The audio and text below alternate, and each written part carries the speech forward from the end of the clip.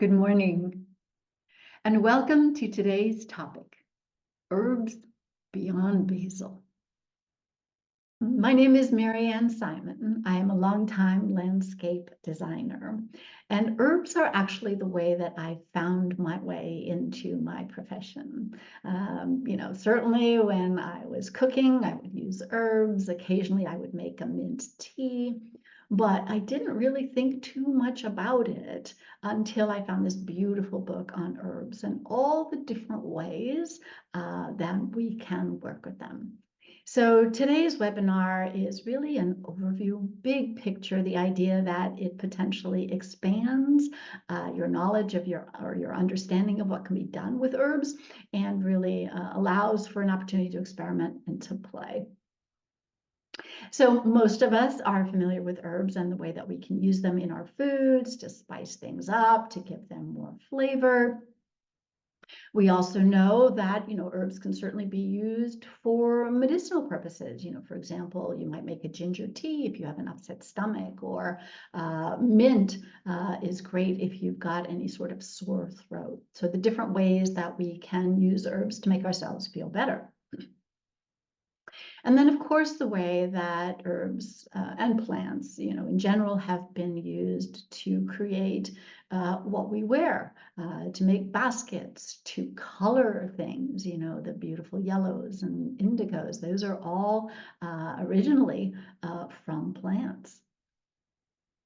And then, of course, the way that plants and herbs are used in our spiritual practices, whether or not is smudging with sages, potentially working with incenses to clear the spirits, to welcome in whatever the spirits are. There has been a long relationship of humankind with plant kind as far as that kind of work. So as we explore today's topics, there's 6 different pieces of the puzzle that we're going to be looking at. And if this is your first class, we use the puzzle as a metaphor, really, that everything that we talk about is connected.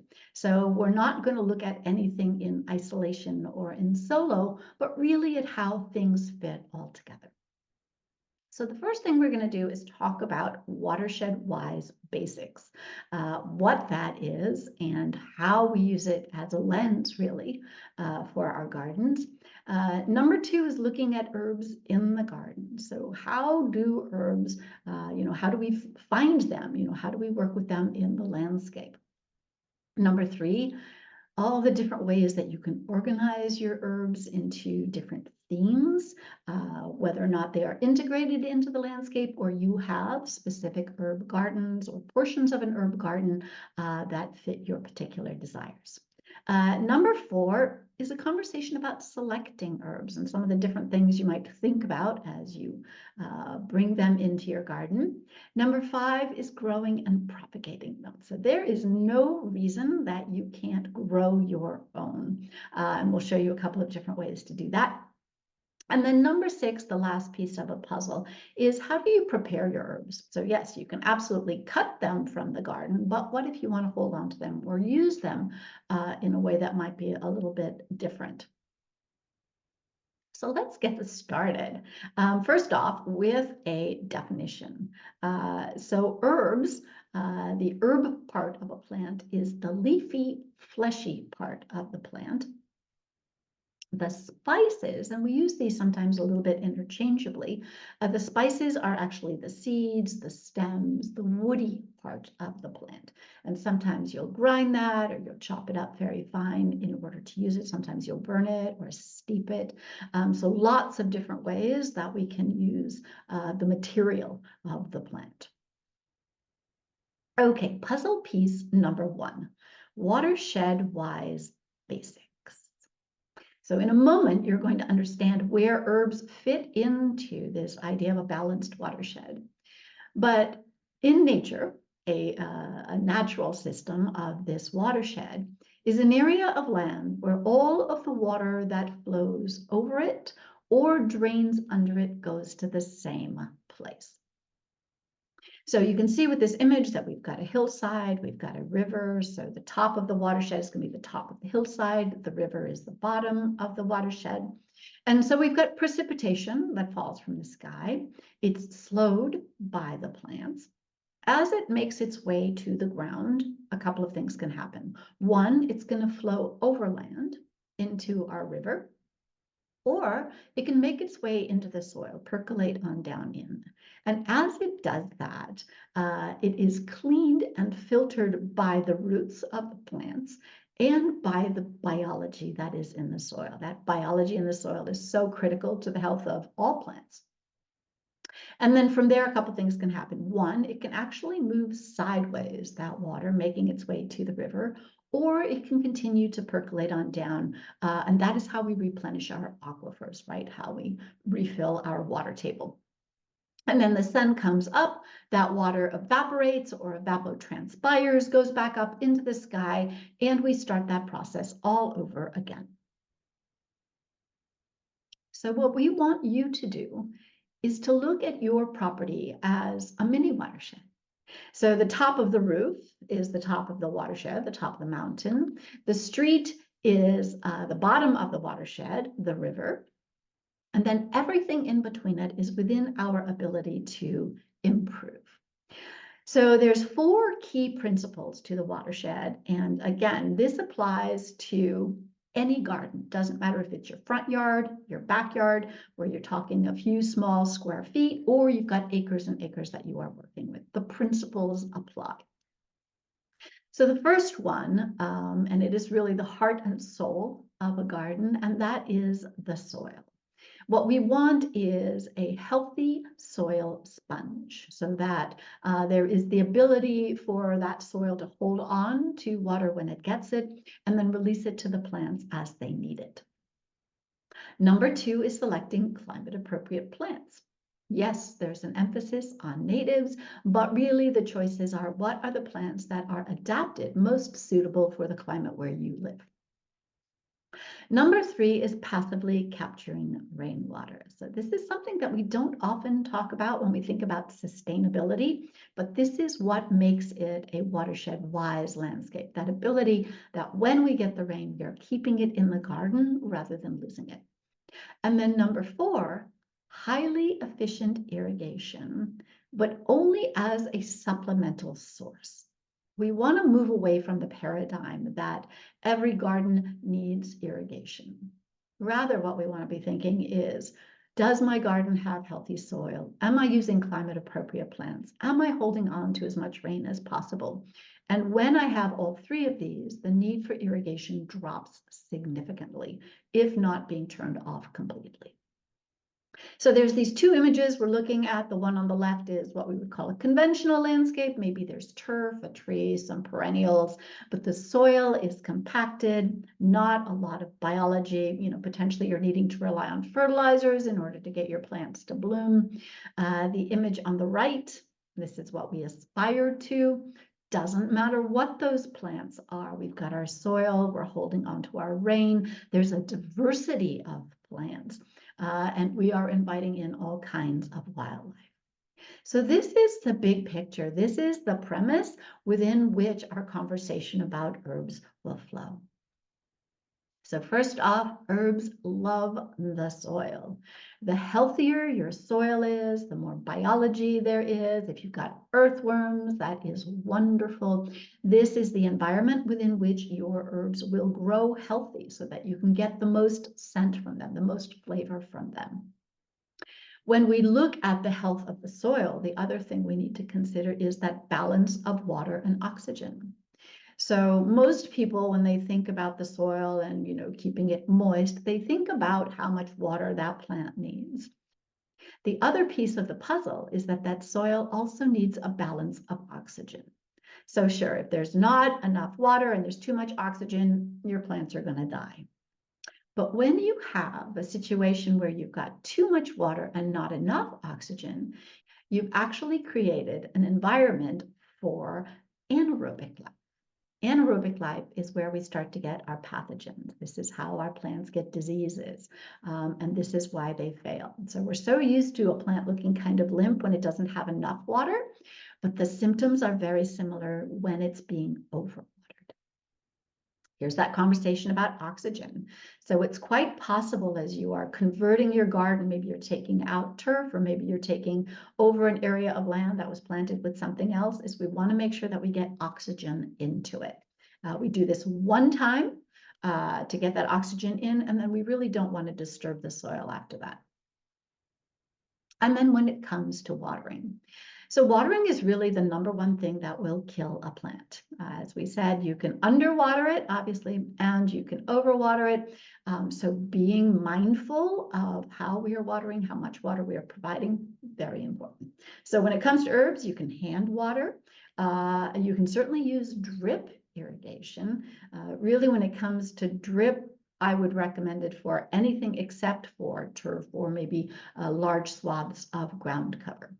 So yes, herbs would be very happy with drip irrigation. And then we want to think about the roots. So oftentimes when we're thinking about plants, we are thinking about what we see above ground, right? You know, we see the branches, we see the flowers, we see the leaves, but we don't really think about what is happening beneath the surface. And there is an entire universe happening by there. This is where the biology is. This is where the water is. And the greater the area for the roots, the more access they have to those resources. So on the left, turf grass, I don't know, maybe 2-3 inches deep. If that, on the right, we have a perennial where we've got good draining soil, those roots are going down. And it's really like looking at it as a reservoir. So if you were to put your plant into a baby jar, for example, that's how much water you have access to. That's how much biology is there. The biology is where the roots are. Compared to, I've got a gallon jug. That's what my plant is feeding off of. That's how deep the reservoir is for it to access its water. So much of the health, not just of your herbs, but all of your plants, is dependent on the health of your soil. And then creating that environment with the soil, with the water, and with making sure that the soil is covered. So nature really abhors a vacuum. When you think of, plants in nature, even in your own garden, they're dropping leaves, they're dropping twigs, they're dropping fruit.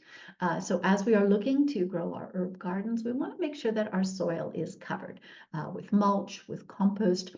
That serves to keep the soil cool, keep it moist, and then as it breaks down, it provides the food for that biology. All right. So sometimes when we are thinking about herbs, maybe we bought like a little herb plant at a nursery. We've put it on our windowsill, maybe it's on a pot, but I want to talk about all the different ways that herbs can be used, not just as separate herb beds, but as integrated into the landscape as a whole. So this is a delicious picture. The idea that there are these very neat, very organized beds, and you can absolutely do this with herbs.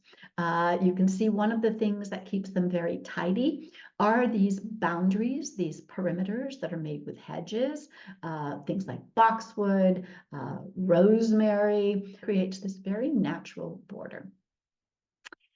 Now, long ago, when herbs were grown in monasteries, you would find these traditional cloister gardens. And odds are you don't live in a monastery, but that idea, again, of having a herb garden in some sort of enclosed space. So this can be on a balcony, potentially. This can be in a section of a garden. The idea, again, that the shapes tend to be pretty geometric. There are very defined planter areas. Oftentimes you've got decomposed granite or you've got gravel to be able to walk through these gardens. So they serve a function, a purpose, and they are also aesthetically very pleasing. But the key thing when it comes to a cloister garden is that they are enclosed and that they are easily accessible. So these were working gardens. Now, herbs can also be used the way you would other types of plants. So an example like this, you've got a focal point. Maybe it's a bird bath, maybe it's a fountain, maybe it's a piece of art. And the idea that you can line a path or a border, that you create that focal point by creating an edging, basically. We talked about creating borders or lining a path. So imagine the pleasure, and to me, herbs are all about pleasure.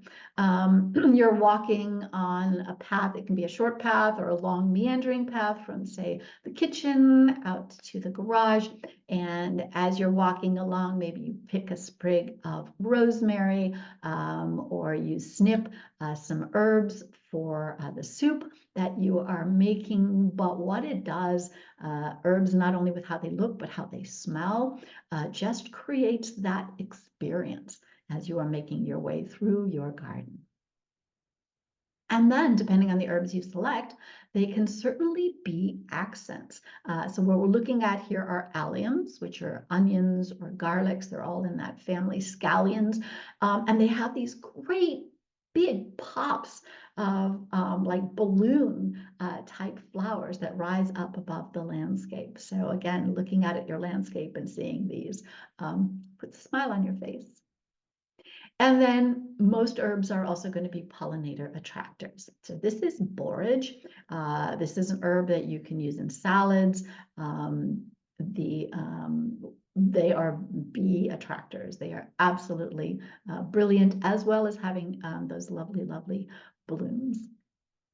So having pollinators in the garden means that that is how your edibles are pollinated. That is how other flowering plants are pollinated, as well as obviously supporting our insect population. And then hedges. So similar to how we saw that path before, the borders, some herbs actually can grow significantly high. In this case, this is rosemary. There's a form of rosemary that gets to be about 4 or 5 feet high.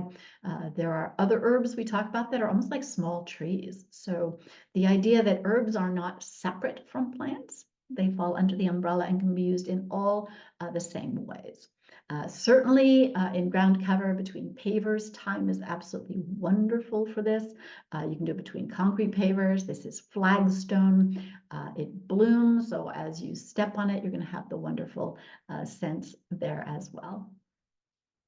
And then the way that herbs can be used as an alternative to lawn. There is a lot of push to take out turf and replace it with climate appropriate plantings. Why not consider replacing it with herbs? This is chamomile. So yes, again, you've got these wonderful flowers that greet you in the morning. The possibility that you could go out and snip a little bit, make some chamomile tea while you were at it.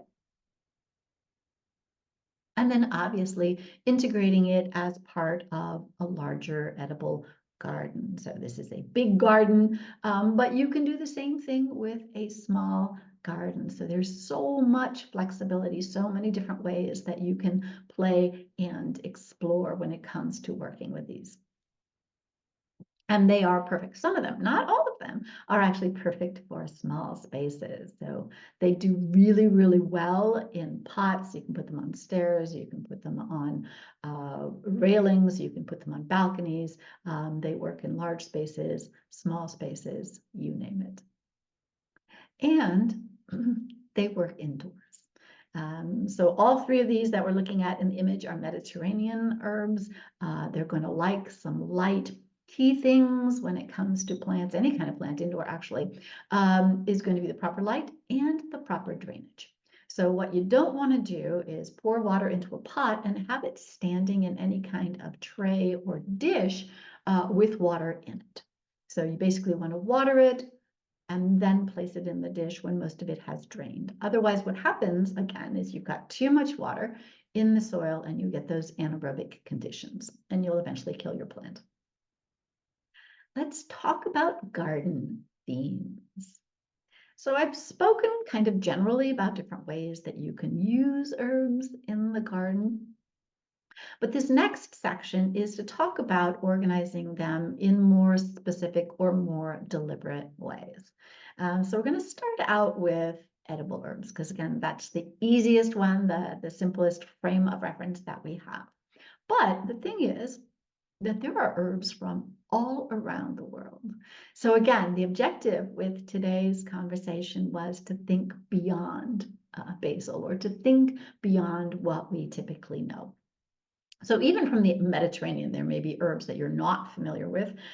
We've got our usual suspects: parsley, sage, rosemary, and thyme. We've got basil there, tarragon, and it is a significant list of herbs that come from that Mediterranean area. But what if we were interested in doing sections of our garden with herbs from different continents, for example? And even as I do this section, this is such a drop in the bucket. When you talk about Asia, it's huge. I've picked 3 herbs to share with you. So there's so much opportunity to explore and research and see what does well in your area, in your climate. So here are some. Again, some people may realize or be surprised when they find out where some of these herbs actually originate from. A super easy one to work with is ginger.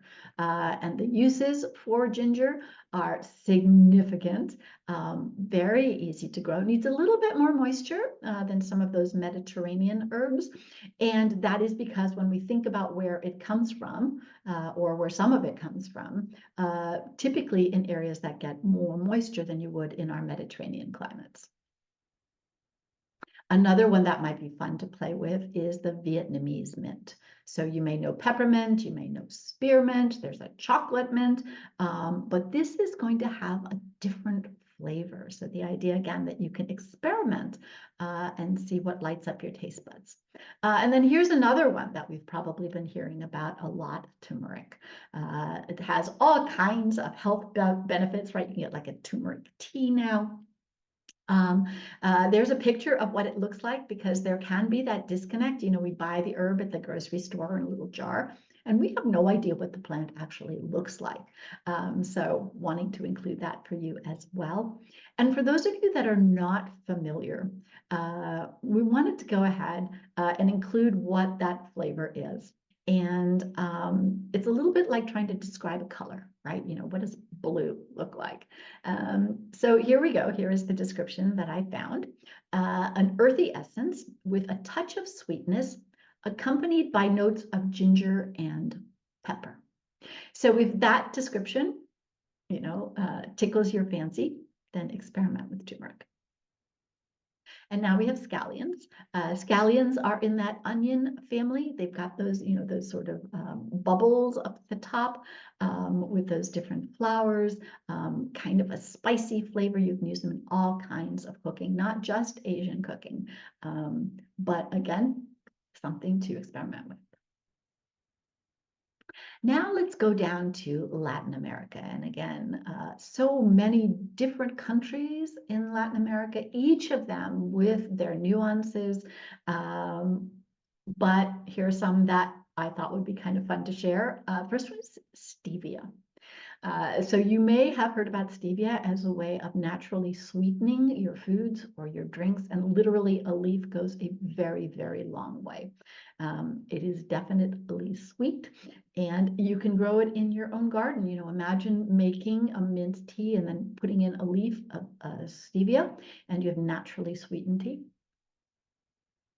This next one is the pepicha. The description is citrusy with a bit of pine and mint and the bite of arugula. So this is a fun one to certainly to cook up. Anytime you cook a flavor up, it tends to neutralize it a little bit or sweeten it a little bit. Or you can go ahead and chop it up and add it to salads, top off a soup or a stew. And then Mexican mint. This is a plant that I grew in my garden for years and years. I'm in Southern California. It is incredibly drought tolerant. It has these amazing pops of these yellow flowers, just like the marigold. And I actually didn't know until I started doing the research that it was edible. So the scent is of tarragon and a little bit of a licorice flavor to it, but definitely a plant that can be in the landscape and then used in cooking. Let us head over to the African herbs. And again, you've got North Africa and South Africa and West Africa and East Africa, all of them with their own flavors and nuances. So I started out with rooibos, one which may be fairly common, comes from South Africa and is used to make these wonderful, almost vanilla flavored teas. And then on top of that, you've got these, these lovely yellow blossoms. Then for those that like their food a little spicy, the opportunity to experiment a different kind of pepper flavor. There's all different kinds of peppers. So this one is the Ashanti pepper. Its leaves, look at the shape of its leaves. It probably does really, really well in filtered light. And then you can see how you've got the seeds there that have been dried, and eventually you would grind them for flavoring. And then this last one looks very, very similar to the plants that we use in our landscapes all the time. This is the Nigella sativa, a black cumin. And again, you've got this beautiful flower with these sort of like delicate lacy leaves. And you can harvest the seeds, and often used as a condiment, nutty onion-like flavor, most often found in flatbreads, vegetable dishes, and spice blends. And then we've got herbs from the Middle East. So the first one is that fenugreek. So it's so fascinating to look at these different plants. If I were to see this in a garden, I wouldn't think much of it. And yet, when I read the flavors, right, when it's cooked, it is sweet, slightly nutty with a maple syrup-like flavor, similar to burnt sugar. So imagine the experimenting, the way you can, try different flavors and see what happens. Here is sumac. Now this is a taller herb. This is not going to fit in a little pot on your step. It is used a lot in Middle Eastern cooking. I love it. I put it on, sprinkle on my rice. It's got this sharp lemon-like, slightly tangy flavor. And again, it has quite a bit of size to it. And then the last one is the anise. So this has the licorice flavor. If you've ever been to a Persian or a Middle Eastern restaurant, they will sometimes offer you a little bowl of the seeds, and you take a little bit and you bite on it, and it has this wonderful like cleansing capability to it. And then the other beautiful benefit of this, the anise, is the flower shape. So this is an umbel shape, and these are great attractors for butterflies, moths, and other pollinators. So those were our edible herbs that we could use in cooking, salads, soups, stews, etc. And perhaps you might be interested in having an area of the herb garden dedicated to different kinds of teas. So certainly you can have teas for the flavor. A lot of them also have medicinal benefits. So a common one is obviously going to be mint, chamomile. We've all heard of those. There's that stevia in there. You wouldn't make a tea just of stevia. You would add a leaf of it. But lemon verbena is absolutely amazing. That's something I would love to have in my soaps. Lemon balm, a pineapple sage that you can make teas out of it, and it's a great pollinator. When you are making teas, a little tip there is that if you're using fresh leaves, you want to gather them early in the morning when their essence is at its freshest. You don't want to crush the soils because it's all about capturing those oils in the infusion that you are making. And you'd need about 3 teaspoons of tea leaves, plant leaves, to make yourself that cuppa in the mornings. Now let's look a little bit more closely at the idea of using herbs for healing purposes. Once upon a time, before we had Western medicine, We relied on plants to help with aches, pains, disease, illnesses, fatigue, depression, everything. Every ailment was met with plants as the solution. So it's a wonderful alternative from having to run out to the drugstore and getting something for a cough or for a stuffy nose, that you can go out into your garden and pick something that might make you feel better. So I'm listing just a few. There's all kinds of wonderful books to read about what herbs help with what ailments, what doses to work in. Some of the ones that might be a little bit of a surprise are holy basil, which you can take, that helps with blood sugar management. Mint, most everybody knows that mint is great for the stomach and for just calming the system.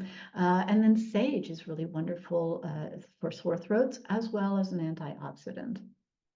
A few more, no surprise, that garlic, right? Whenever you're making chicken soup, when you're feeling a little bit under the weather, you're putting in a ton of garlic. So garlic is super helpful with supporting the immune system. Ginger also for the stomach. When you hear about taking echinacea and golden seal when you're feeling a cold coming on, that's the coneflower. And then thyme is actually a wonderful antibacterial option. All right, puzzle piece number 4. Now we've just been 3 puzzle pieces that may have already prompted you in terms of what types of herbs you were going to go out and get or grow. But we also wanted you to understand plants from a water requirement perspective. So not all herbs have the same water requirements. We have a range here of how much water different plants need. At the left, you've got your poster child for high water use, and that is turf. Requires a lot of water to keep it looking green and healthy. Moderate water users need about half of that. And then obviously, as you move into the low and very low, then you are cutting back significantly. By the time you get to a very low water using plant, you've got maybe, 10% of the amount of water that is used by turf. So in those parts of the country where drought is a big concern, and actually with climate change, that's potentially a concern everywhere, we do want to pick our plants mindfully when it comes to water use. So we're going to go ahead and take a look at a series of herbs, show you some of the commonalities, why typically one type of herb might need less water than another. So the first big difference that we're going to find is that perennial herbs are going to typically use less water than annuals. Annuals are herbs that basically have one life cycle. So you're going to plant them, they're going to grow, they're going to go into leaf. At a certain point, they will go to flower, they will go to seed, and that will be the end of them. Compared to perennials or woody shrubs that will come back year after year after year. So because so much growing happens in an annual herb, so much of their life cycle happens in a very short period of time, they are going to typically need more water. And now some herbs we're going to go through just to give you an idea. Again, this may not be the make or break why you get an herb, but it's just another interesting piece to understand as you make your selection. So oregano, Mediterranean herb, low water user, thyme also. So all of these in the Mediterranean climate, when you think of where they come from, Mediterranean climate, there's 5 of them, right? You've got South Africa, you've got Chile, you've got Australia, you've got the Mediterranean, and you've got California. So when we think of what the climate is, we understand why these are potentially low water using plants. Rosemary is another one. You've got lemon verbena. So this was one of the ones that's wonderful for teas, also for different kinds of products like soaps and lotions. And then you've got your mints. So mints are perennial, but when we think of where mint grows, they typically are happier in filtered light or in shady conditions. So when it comes to mint, there's different kinds of them, different flavors. So the idea that you could have a mint garden with different flavors of mints in there. One of the other things to know about mint is it can be quite invasive. So those are good to plant in pots or definitely in contained spaces. Now, cilantro is one. This is one that comes from Latin America, and it is both an herb and a spice. So this plant in its herb form is cilantro, in its spice form is known as coriander. So, I didn't in the beginning realize that these were one and the same plant. Again, because it is an annual, it is a high water user. Different kinds of parsleys, flat leaf, curly leaf. There's an Italian parsley. They're basically going to have one season, and then you'll be looking to either plant seeds from them or buy new ones. So now we come to basil. And basil is very interesting. It's actually why we called the class herbs beyond basil, is because most of us, when we think of basil, we think of that typical sweet basil, right, that you make pesto out of. But when you do a little bit of research, you find out that there are multiple kinds of basil with very different flavors. Not all of them are annuals. So you've got sweet basil, which is a high ET plant. It is an annual, so you're going to have to replace it at the end of its season.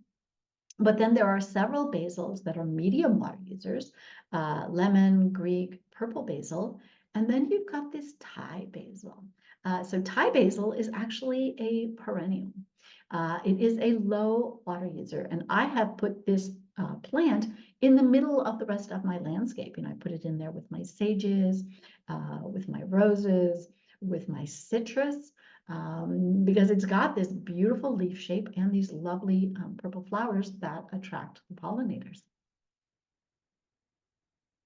And then chives. Again, you can recognize by that flower now, perhaps, that this is part of the onion family. It is an annual, super easy to grow. I mean, literally, you just snip a little bit every time you need it for its cooking. And it has the greenery as well as those lovely little puffs of purple. All right, let us move into now growing and propagating. What if you wanted to be able to grow your own? So we're going to start out with growing annuals. It's different when we're growing perennials, basically. So once again, an annual is defined as having a very short lifespan, anywhere between 6 or 12 months. Typically, the environment that it's going to be happiest in is relatively warm weather, sunshine, good soil, and good soil really applies to everything we're growing. But especially if we're going to be starting them, we need to make sure that it is really well draining, right? We don't want water sitting in a soil for too long. And then as far as the moisture level, we want it moist but not soggy. So imagine the way a sponge feels after you've wet it, squeezed it, and then how it feels after you've squeezed it, right? So it's moist, but there's nothing else dripping out of it. And then as those plants get established, we're going to want to be adding mulch. So here's some other things to think about when you are working with herbs that are annual. So again, these are high water users. When you grow them, you want to give them a little bit of space so that they're not all on top of each other, allow for some nice air circulation. The other thing that you want to be aware of is at a certain point, your herb will go to flower. Now, sometimes that happens, for example, this is basil. It can happen more quickly if it's in a lot of sunshine, like it sort of accelerates things. But at the point where your plants are starting to go to flower, that is coming to the end of their life cycle. So if you want that plant to last longer, you want to go ahead and pinch those flowers. At a certain point, the plant will come to its end and, you can pinch to your heart's content and that won't stop the process. But certainly in the beginning, when you're starting to see flowers, you can pinch them. The other thing that's helpful is to harvest them. Because again, whenever we cut them, we are encouraging this growth of new leaves. Then pretty much when you can see that it has gone to flower, it will continue to go to seed. We're going to talk a little bit later about how you can capture that seed.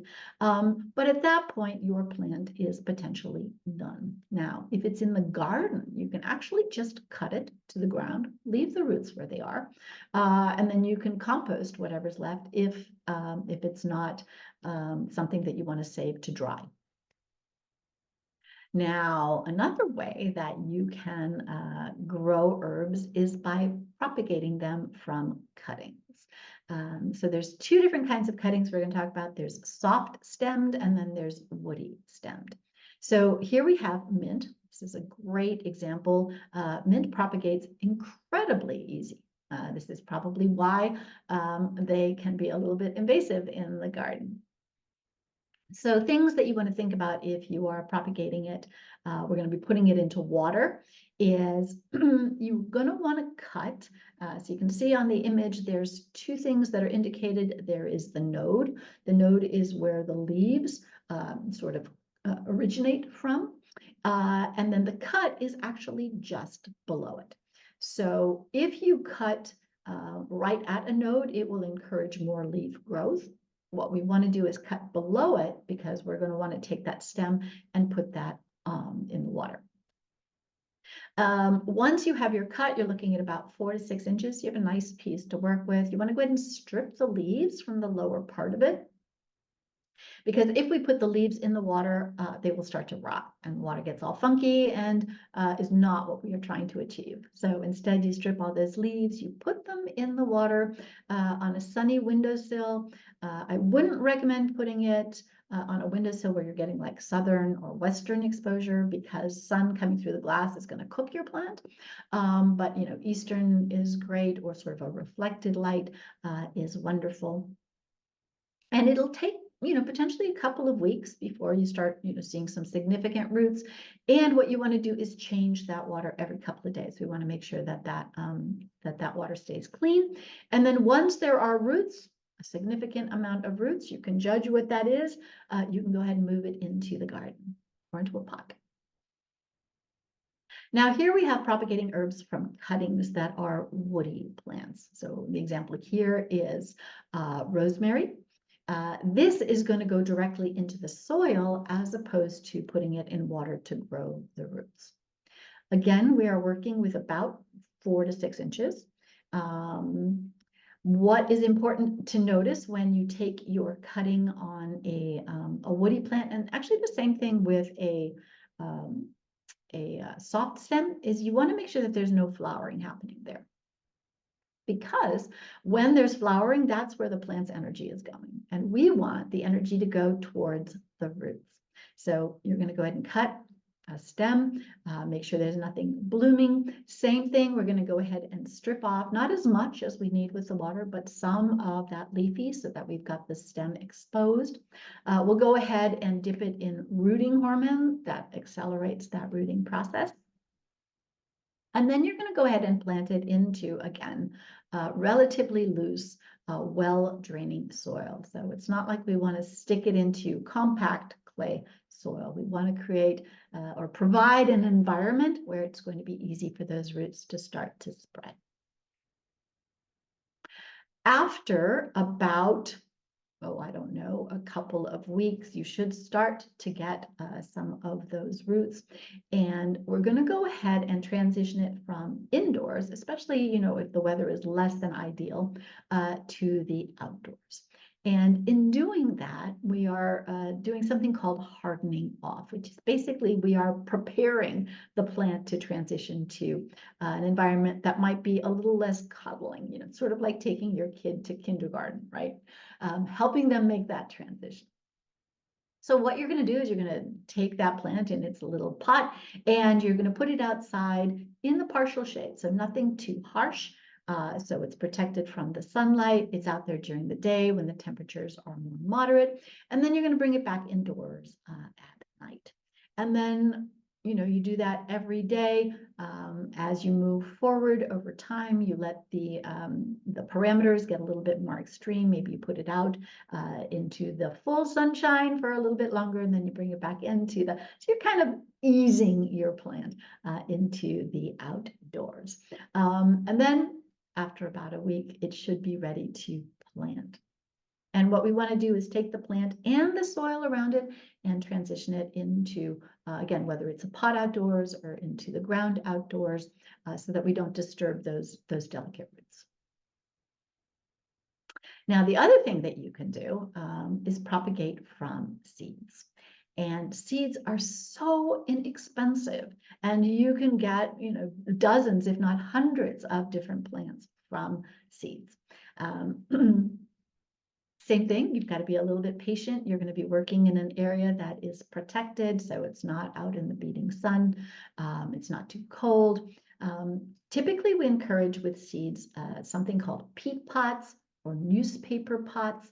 You can use seed starting flats, but what's nice about those first two is that they will break down in the soil, so you don't have to lift anything out.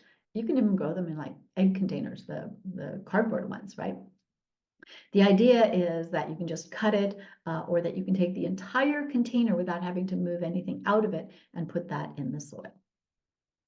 Then again, the soil requirements are very much the same. It's pre-moistened, it's loose, draining, so that water is going through relatively quickly. We don't want water sitting in the soil with seeds. We don't want it to rot or get any sort of fungal disease. Once you've got that soil in, you've wetted it, it's drained, you're going to go ahead and create, whether it's little holes or little indentations, to go ahead and put your seeds in. Sometimes they are so tiny you can barely see them.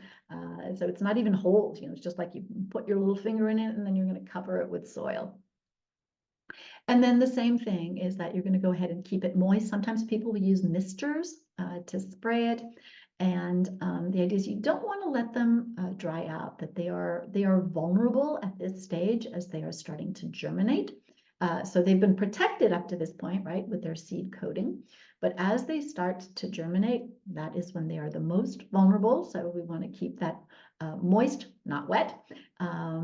So potentially you're misting it once a day, maybe twice a day in the very beginning. And then, and then just checking it over time. Sometimes what people will do is they will actually take like a plastic bag or saran wrap and create almost like a greenhouse effect on it, so that the moisture and the humidity stays there. It's not evaporating. And then that means that you are wetting it less frequently. Now, as you start to get your little seedlings coming up, some things that you can do again to support its growth. We're adding just a little bit of food for the biology. So maybe we're adding a worm casting tea, or if you have fish emulsion, like half strength, so nothing that's like major, just a little bit of extra support as they are coming into themselves. The other thing is that if you, like I do, I sort of spill my seeds into a hole, and all of a sudden you've got 10 or 12 seedlings come up. We do want to go ahead and pick the strongest ones, so that they're not, all smushed together. So if you've got, more than a couple, potentially you are plucking out the smaller ones and then letting the strongest, the sturdier ones grow to the next size. And then when they are ready, you can go ahead and go through that same process of hardening off and then taking them out into the garden. Now, this is really cool. The possibility that you can harvest your own seeds. And it's almost like magic. Like one day the seeds are there and the next thing they have exploded out into the air to be carried by the wind, by the water, by insects, by what have you. So what is that time? How do you nab them? And so there's this really great technique, which is you just take these little bags. You can do plastic bags. They've got special seed bags, cloth bags, lightweight. Obviously, we don't want anything that's bending that plant too significantly. And then you just tie it around. And when its time comes, it will explode from the pods and go out into the bag. And that's how you capture the seeds, especially when you've got like little teeny tiny ones. We show a sunflower there that obviously has much larger seeds that you can go ahead and pluck with your fingers, or set your kids to do that. And then all the different ways that those seeds can either be used to create new sunflowers, to be roasted, to eat, to be ground, to make sunflower butter, what have you. Now here we have an image of the different kinds of herbs that can be propagated via the different categories. So you've got those that are going to root best in water, and then you've got those, the woody ones, that grow best when rooted in soil. And then there's a few of them that will actually work in either situation. So you've got your mints that you can grow in either, and the rosemary actually will grow in either. So this is a way that you can work with neighbors, you can work within community gardens to exchange cuttings, where one plant basically becomes, 10 plants, and everyone in your family, in your community, can have their own. So the last piece of the puzzle is preparing the herbs. Up to this point, we've gone out into the garden with our little scissors and we've snipped the leaves and we've made teas with them, or maybe we've rubbed them on an injury, or we've cooked with them, or what have you. But what if we wanted to do something a little bit differently? So one of the things that you definitely want to consider is drying your herbs. Certainly when it comes to annuals, they have a very short lifespan. So the potential that you could dry those, and rather than being viable, for 2 or 3 months, they are now viable for a year or more. You can leave them literally just hanging from your ceiling, or if there's a pantry someplace, again, where there's where the air is warm, there's not a lot of moisture in it. Takes about a week or so. You can also, if you have a dehydrator, you can dry your herbs that way. And then the other thing you can do is you can dry them in the oven.